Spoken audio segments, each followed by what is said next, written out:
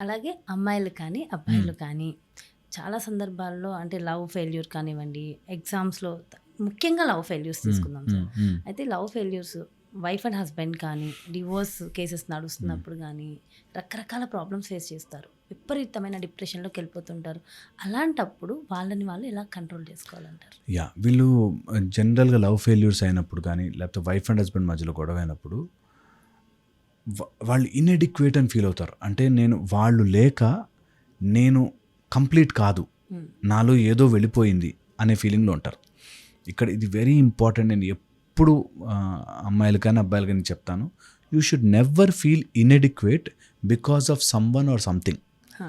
నేను కంప్లీట్. నా నా కంప్లీట్‌నెస్‌ని అవతల వాళ్ళతో షేర్ చేసుకుంటాను. హ్మ్. ఓకే. I'm never incomplete. వాళ్ళు లేకపోతే నేను బ్రతకలేను అనే దాంట్లోకి ఎప్పుడు పోవద్దు. ఎప్పుడు పోవద్దు. అండ్ ఒకవేళ అలా ఎవరైనా వెళ్ళిపోతే అది వాళ్ళ లైఫ్.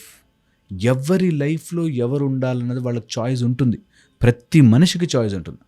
ఒక అమ్మాయి వాళ్ళ బాయ్ ఫ్రెండ్ నన్ను మొత్తం శాంతం ఎన్ని రోజులు తిప్పాడంటే అంతా మేము చాలా క్లోజ్ అయిపోయాము. దాని తర్వాత ఇప్పుడు నన్ను మోసం చేసి వెళ్ళిపోయాడు. నేను మర్చిపోలేకపోతున్నాను. ఆయన ఎలా ఉన్నాడు, ఇంట్లో పని మనిషి కన్నా ఉంటానండి అని స్టార్ట్ చేసింది. సో వెరీ ఇంపార్టెంట్ ఏంటంటే వాళ్ళు పని మనిషిగా ఉంటారా ఉండరా కాదు. ఒక మనిషి నిన్ను కాదని వెళ్ళిపోయాక లీగల్లీ ఫైట్ చేసుకో.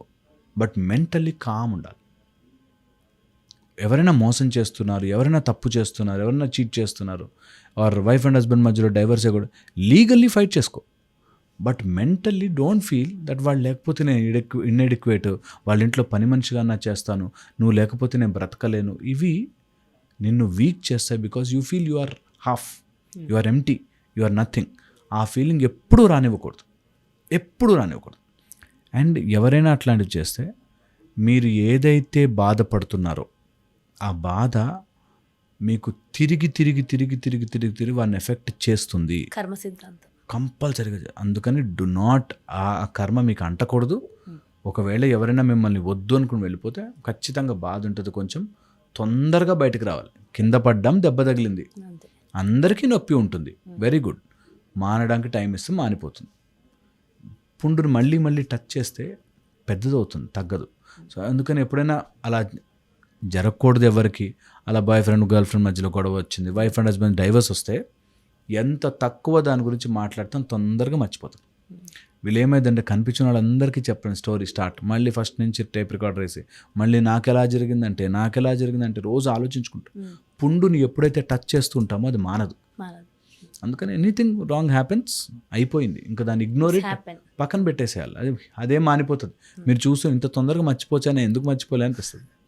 Okay, life is big. ఎవ్వరు కూడా అలా చిన్న చిన్న వాటికి రెస్ట్రిక్ట్ అవ్వకూడదు. అలాగే చాలామంది అబ్బాయిలు అంటూ ఉంటారు, మ్మ్. అమ్మాయి నన్ను మోసం చేసింది అని చెప్పినప్పుడు ఒకరికొకరు చెప్పుకుంటుంటారు. నేను చాలా సందర్భాల్లో విన్నాను సార్ ఇది. అవును, ఈ అమ్మాయిలందరూ ఇంతే, అమ్మాయిలందరూ ఆ అంటారు. అమ్మాయిలందరూ ఇంతే, అబ్బాయిలను మోసం చేస్తారు. నిజమేనా? ఓన్లీ అమ్మాయిలే అబ్బాయిలను మోసం చేస్తారంటారా? అట్లా ఎక్కడ ఉండదండి. నేను ఇది ఎప్పుడు నమ్ముతాను తెలుసా, ఒక్కటి జనరలైజ్ అండ్ స్టాండర్డైజ్ చేయకూడదు. ఓకే, అందరు డాక్టర్లు ఇంతే, లేకపోతే అందరూ గురువులు ఇలాగే ఉంటారు, అమ్మాయిలందరూ మోసగాళ్ళు, అబ్బాయిలందరూ మోసగాళ్ళు, ఇట్లా ఎక్కడ దేనిలోనూ జనరలైజ్ చేయలేం. జనరలైజేషన్ అసలు పనికిరాదు మనకి. ఎప్పుడైనా ఇలాంటి విషయాలు స్టోరీస్ వచ్చినప్పుడు, ఇలాంటి సందర్భం జరిగినప్పుడు ఒక ఫీలింగ్ వస్తున్నారు, ఏంటి చాలా చూస్తున్నాం ఈ మధ్య, అందరు ఇట్లాగే తయారయ్యారేంటి అని. ఇప్పుడు యూత్ అందరూ పాడైపోతున్నారండి అంటారు. అసలు ఛాన్సే లేదు. యూత్ అందరూ పాడుగారు. అమ్మాయిలందరూ ఇలా అయిపోతున్నారండి, అమ్మాయిలు అందరూ అవ్వరు. ఒక పర్సంటేజ్ ఉంటుంది, కొంచెం పెరుగుతుండొచ్చు ఎక్కువ. సో అందుకని అందరూ అలా ఉండరు. Very important. అలా ఉండడానికి తగ్గ బేస్ మనం తయారు చేస్తున్నాం. ఇప్పుడు అమ్మాయిలు మోసం చేసుకోవడానికి మనం మంచిగా ఫ్రెష్గా బేస్ తయారు చేసి పెడుతున్నాం సినిమాల ద్వారా. ఏముంది, తప్పేముంది అని కానీ, కొత్తగా లివ్ ఇన్ రిలేషన్షిప్స్ అని కానీ, సిచ్యువేషన్షిప్స్ అని కానీ, ఇలా ఏవో పేర్లు పెట్టేసి సిచ్యువేషన్షిప్స్ ఏంటో కొత్తగా వచ్చాయి. ఇష్టం అంటే బౌండరీస్ లేకుండా నేను ఏదైనా చేసుకుంటే డైరెక్ట్ అన్నట్టు. సో ఈ సిచ్యువేషన్షిప్స్ ఇవన్నీ కూడా మనము ఎక్కువ చేసి మధ్య చూపిస్తున్నాం కాబట్టి అది నార్మల్ ఏమో అనుకుంటాం. అంటే సినిమాల ప్రభావం ఎక్కువ ఉందంటే ఖచ్చితంగా డౌట్ ఏం లేదు. సినిమా ప్రభావం ఖచ్చితంగా ఉంటుందండి. ఎప్పుడు కూడా హీరో బెల్ బాటమ్ ప్యాంట్ వేసుకుంటే బెల్ బాటమ్ వేసుకున్నారు అందరూ. హీరో ఇక్కడ ఇలా కట్ చేసుకుని ఉంటే అందరూ కట్ చేసుకుని హెయిర్ స్టైల్ తయారు చేశారు. అట్లాగా anything what is happening in the movies అది రియల్ లైఫ్లో మిమిక్ చేయడానికి చూస్తారు చాలామంది. రియల్ లైఫ్లో ఎందుకు మనకు ఎన్నో క్రైమ్స్ నేను ఆ సిరీస్ చూసి ఆ సిరీస్ దగ్గర నేర్చుకుని నేను క్రైమ్ చేశానని చెప్పిన వాళ్ళు చాలామంది ఉన్నారు. సో అందుకని అందరూ అవ్వరు, అందరూ చెడు కాదు, అందరూ మంచి కాదు.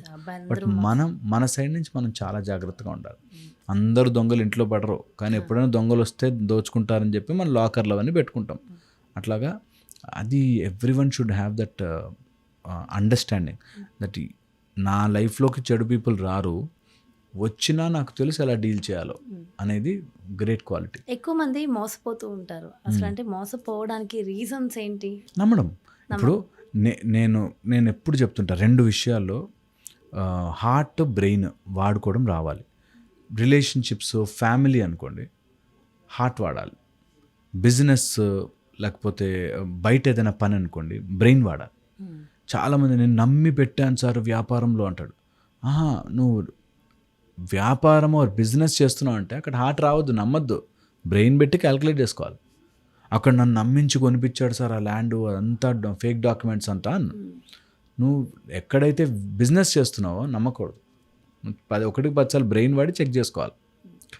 ఫ్యామిలీలో ఉంటే నేను ఏంటి అన్ని రకాలుగానే అసెస్మెంట్ చేసి ఆమె ఇట్లాంటిదా అట్లాంటిదా వెనకాల ఫాలో అయ్యి చేసిన వాడు he is using his brain. Heart వాడాలి అక్కడ. నా వైఫ్ ఏముంది, నా పిల్లలు ఏం కాదు అనేటట్టుగా హార్ట్ వాడాలి. ఈ 2 ఎప్పుడైతే కాన్ఫ్లిక్ట్ అవుతుందో అప్పుడు మోసపోయే ఛాన్సెస్ ఎక్కువగా ఉంటాయి. ఆల్వేస్ ఆ పర్సంటేజ్ ఆఫ్ ఇవ్వాలి. కానీ ఎక్కువగా ఉండేది ఎప్పుడైతే మనం బ్రెయిన్ వాడాల్సిన చోట హార్ట్ వాడాల్సిన చోట బ్రెయిన్ వాడుతుంటామో అక్కడ ఇష్యూ పెరిగిపోతుంటుంది. సో అందుకని మనసుని ఎక్కువ ఎంటర్టైన్ చేయకుండా నీకు కావాల్సిన లిమిట్లో కనుక పెట్టుకోవడం స్టార్ట్. అందుకే నేను ఎప్పుడు మైండ్ మాట్లాడుతుంటా. నీ మైండ్ని కంట్రోల్ చేసుకోగలిగితే ఆటోమేటిక్గా అన్ని కంట్రోల్ అవుతాయి. ఆటోమేటిక్గా అన్ని మైండ్ కంట్రోల్ అంటే ఎలా అవుతుంది? మైండ్ కంట్రోల్ అంటే మైండ్ని అర్థం చేసుకోవాలి. మైండ్ని అర్థం చేసుకుని ప్రాపర్టీస్ ఆఫ్ మైండ్ తెలుసుకుంటే అందులో దేన్ని మైండ్కి మనం అంటిస్తామో అది అంటుకుని ఉంటుంది. ఓకే, మైండ్కి అదొక అలవాటు. దేన్ని రిపీట్ చేస్తుంటామో అది మైండ్ గుర్తుపెట్టుకుంటుంది. నేను రోజు బాధ మైండ్ గుర్తుపెట్టుకుంటే బాధపడాలి వీడికి, ఈజ్ ఓన్లీ ఏడుస్తూ ఉంటాడు, నా కష్టాలు అని చెప్పుకోవడం. అట్లాగా మైండ్కి ఏది స్టాంప్ అంటిస్తే అది అంటుకుంటుంది. సో అందుకని మైండ్ని చాలా జాగ్రత్తగా పక్కన పెట్టాలి. మైండ్ స్టోరీస్ చెప్పి నమ్మిస్తుంది మన, అందుకని జాగ్రత్తగా ఉండాలి. నేను ఎప్పుడు నా మోటివేషన్ చేయాలనుకున్నా I will never use stories and examples. ఎప్పుడు తక్కువ వాడతా, చాలా రేర్లీ. ఎందుకు స్టోరీస్ అవన్నీ చెప్పనంటే మన మైండ్ స్టోరీస్ లాగా ఉండి ఇంకా స్టోరీస్ చెప్తే నమ్మే స్టేజ్లో ఉన్నారంటే చిన్నపిల్లల్లా ఉండిపోయాం. So do not believe in stories. Mind మీకు చెప్పే స్టోరీస్ అని నమ్మద్దు.